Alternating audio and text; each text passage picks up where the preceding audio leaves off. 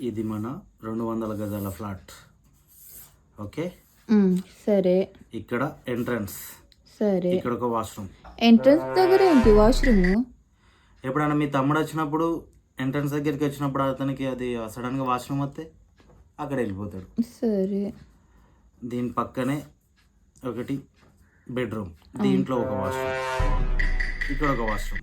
అక్కడేందుకు 2 washroom?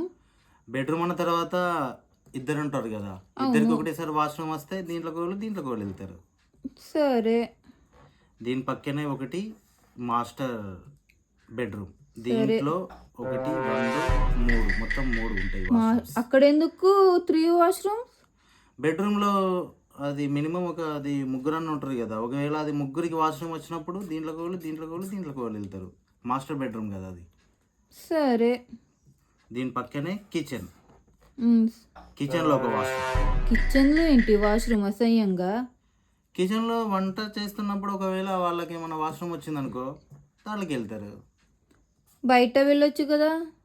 కిచెన్లో వంట చేస్తున్నప్పుడు కిచెన్లో ఉంటే వాళ్ళు తొందరగా దాంట్లోకి వెళ్తారు కదా. సరే. దీని పక్కన ఒకటి పెద్ద హాల్.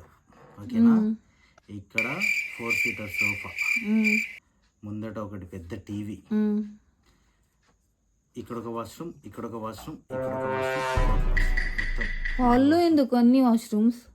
హాల్ అది చాలా పెద్దది కదా, దాంట్లో మినిమం అది 4 కలిసి టీవీ చూసినప్పుడు ఒకవేళ అందరికి ఒకటేసారి వాష్రూమ్ వస్తే దీంట్లో కోడి పోతాడు.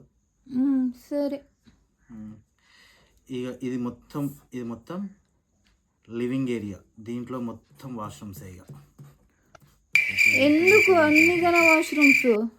ఎప్పుడన్నా అది పార్టీలు అయినప్పుడు చాలా మంది వస్తారు కదా, వాళ్ళందరికీ ఒకటేసారి వాష్రూమ్ వస్తే వాళ్ళు ఏం చేస్తారు, దీంట్లో కూడా అట్లా అందరు ఒక్కో దాంట్లోకి పోతారు. సప్టేగా ఒక పని ఇచ్చాయి, సులభ్ కాంప్లెక్స్ దగ్గర సైట్ తీసుకుని అక్కడనే ఇల్లు కట్టేసాయి.